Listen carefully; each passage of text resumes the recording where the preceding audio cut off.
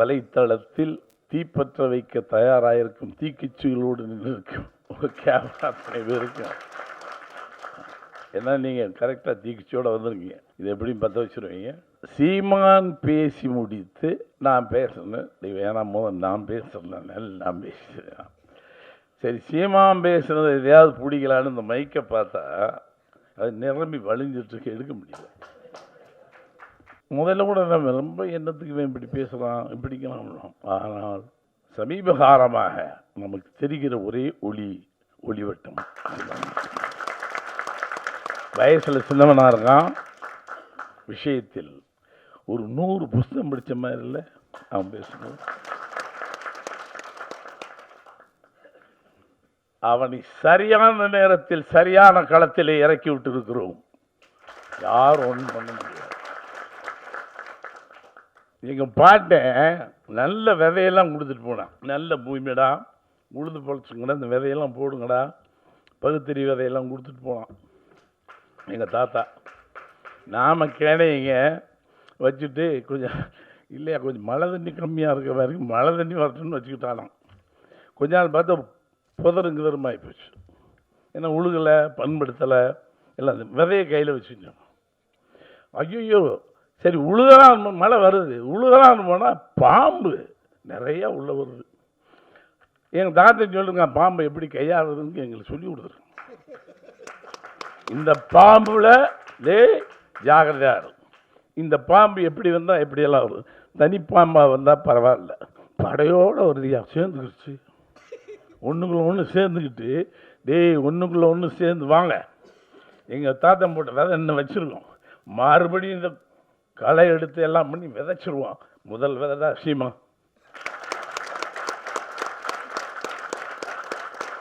நீங்கள் என்ன நினச்சின்னு இருக்கீங்க?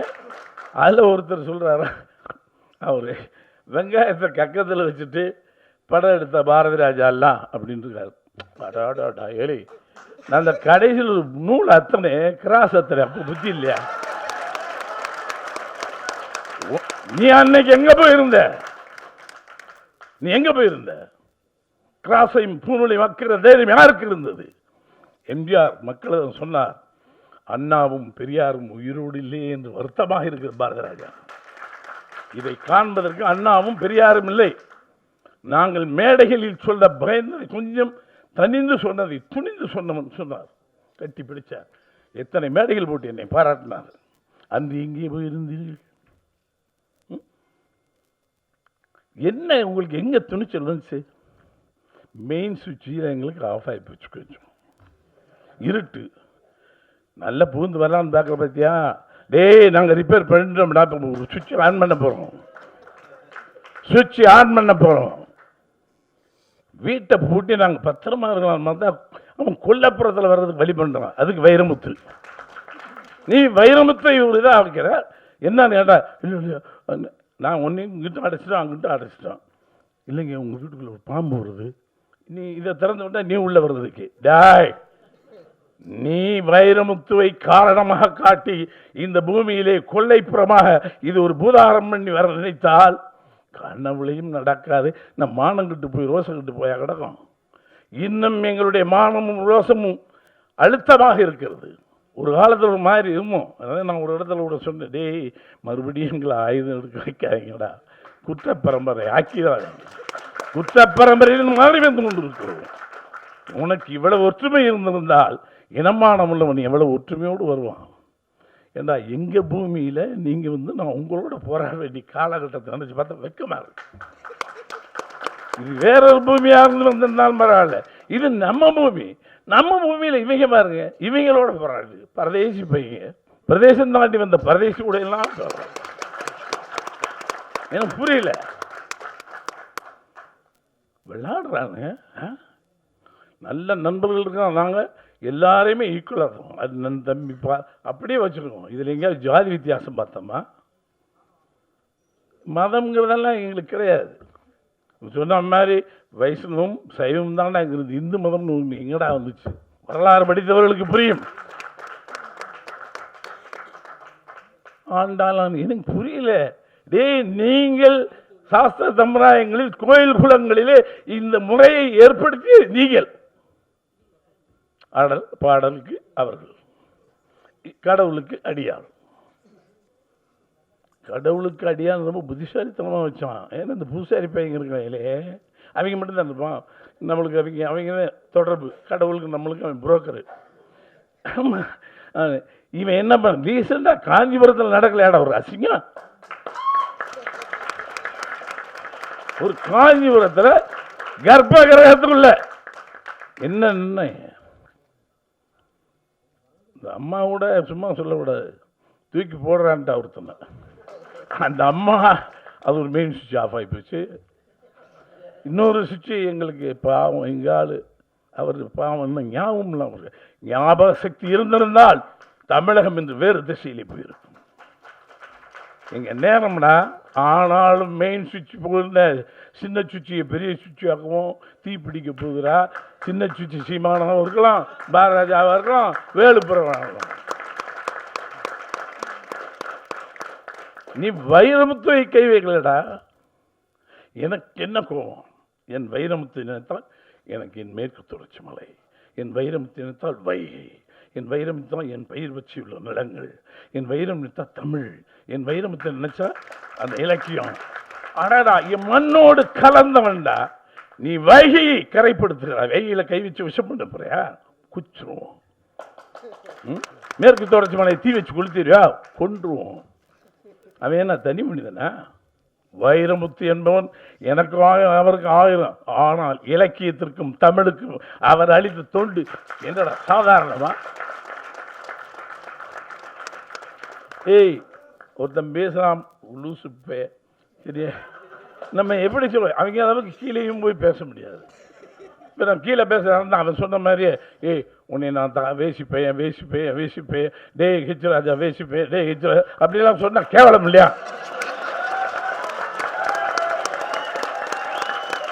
நம்ம நம்ம அப்படி திருப்பி அவனை போய் நம்ம சொல்லக்கூடாது, வேசிப்பேன் நம்ம அவனை சொல்லவே கூடாது, வேசிப்பேன் சொல்லவே கூடாது. என்ன புரியல? நான் சொல்றேன், மன்னிப்பு, நான் சொல்றேன், மலம் தின்னி வாயால் எந்த வார்த்தை இருந்தோ வைரமுத்து வாசலுக்கு வா, வாயை கொப்பளித்து விட்டு அங்கே மன்னிப்பு கேளு, பாக்கி எல்லாம் விஷயத்தையும் உன் வாயை கொப்பளிச்சுட்டு வைரமுத்து வாசல் நின்று மன்னிப்பு கேளு, நீ என்ன சொல்ற செய்வோம்.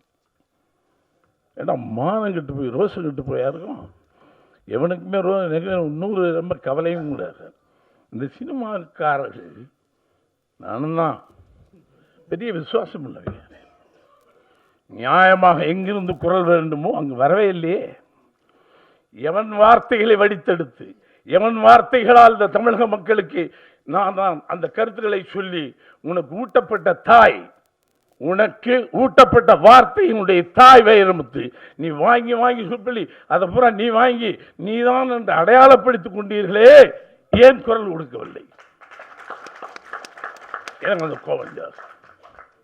நீங்க என்ன பண்ண போறீங்க? வேற எதுவுமே பண்ண வேணாம். இது ஒரு அநாகரிகமான செயல். அவர் யார்? எத்தனை பாடல்களை உங்கள் வாயின் மூலமாக சொல்லி இந்த தமிழக மக்களே அவர்களுடைய கருத்து மாதிரி ஆகி, அதெல்லாம் வைரமுத்து கருத்துடா. இந்த நீங்க அறுவடை செய்து கொண்டு அறுவடை செய்யலாம் நினைக்கிறீங்களே, அதை நீங்கள் நல்ல யோக்கியர்களாக இருந்திருந்தால், கட்டவிட்டுக்கு பாலாபிஷேகம் செய்யும் பொழுது இவர்களெல்லாம் அடக்கி வைத்திருந்தால் நியாயம். நீ முட்டாள்களை வேணுமென்றே வளர்த்து வளர்த்து எங்களை அடிமுட்டாளாக்கி நீ அரசுக்கு வர விடவில்லை ஐடியா இருந்திருக்கும். இப்ப எனக்கு சந்தேகமா இருக்கு. நீ அறிவுபூர்வமாக அவர்களை அடக்கி வைத்திருந்தால், அவன் அறிவுபூர்வமாக வந்திருந்தா உன்னை விரட்டி விட்டுருவான். அவனுக்கு அறிவை மழுங்கடித்தவர்கள் நீங்கள். உங்களை உலகம் மன்னிக்காது. நல்ல மனிதன் வேறு, நல்ல மனிதன், நல்ல இதயம் மனிதன். ஆனால் அது செயல்பாடுகளில் எங்காவது எங்களை சீண்டி விடக்கூடாது. நீ நல்லவங்கிறதுக்காக வேண்டி நல்லா இருந்தாங்கன்னா கொஞ்சம் சொரிஞ்சு விடுன்னு சொன்ன பேர் எடுத்து தக்குறது. நான் தான் சொல்லுவேன், எப்பவும் சொல்வேன், யார் வேண்டுமானாலும் வா, யார் வேண்டுமானாலும் அரசியல் பண்ணு, யார் வேண்டுமானாலும் வியாபாரம் பண்ணு, யார் வேணாலும். நாங்கள் பெரிய பறந்து விரிந்த மனது எங்களுக்கு.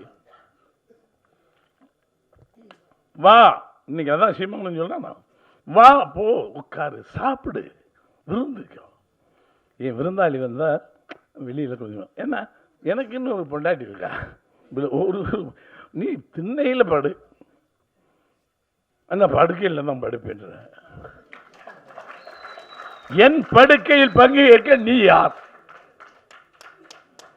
இல்ல இது பண்ணாலும் 10 வருஷமா உங்களுக்கு பிள்ளை இல்லாம இருக்கலாம், அதுக்கு 10 வருஷமா எனக்கு பிள்ளை இல்லையா, சரி நல்ல பிள்ளை நான் பிறக்க மாட்டேங்க, நீ பிள்ளை பெறமோ இல்லையோ நீ வந்து பிள்ளை பெறுவியா? சொல்லுவான் தலைமை சரியாக இல்லாத காரணத்தால் ஏன் இவன் வேண்டுமானாலும் தலைமைக்கு வரக்கூடாது.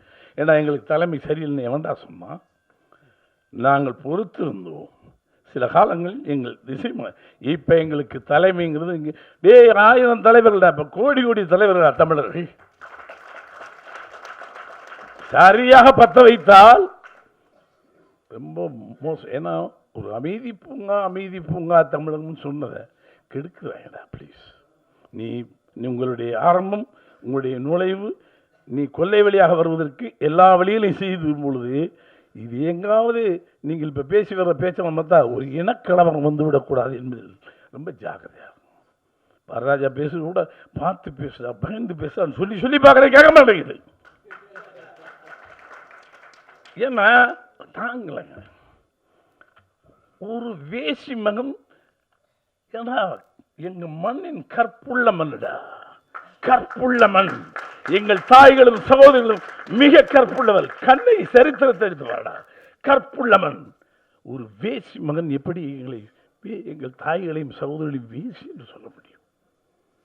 ஒருத்தன் சொல்றான், எனக்கு புரியல இந்த சட்டம் ஒழுங்கு என்னன்னு. முன்னால நமக்கெல்லாம் அமைச்சராக இருந்த ஒரு ஆள் நாக்கை அறுத்துவா 10 கோடி, உடனே கிரிமினல் சட்டத்தில் உள்ள தள்ள வேணாம். What you people are doing? என்ன பண்ணிட்டு இருக்கீங்க? நாக்கு இருக்கணுமா 10 கோடி இருப்பான். இவெல்லாம் ஒரு அமைச்சராக இருந்து நாக்கு காத்துக்குன்னா எப்படி விளங்கு? எக்ஸாம் அவன் சோரம் போயிட்டாங்க. ஏண்டா சின்ன அற்ப பிழைப்புக்கும் அற்ப பதவிக்கும் தமிழையும் தமிழகத்தை அடகு வைக்கிறது. இப்பதவி ஏதோ நான் சும்மா எமோஷனல் அங்கே பேசுறேன்.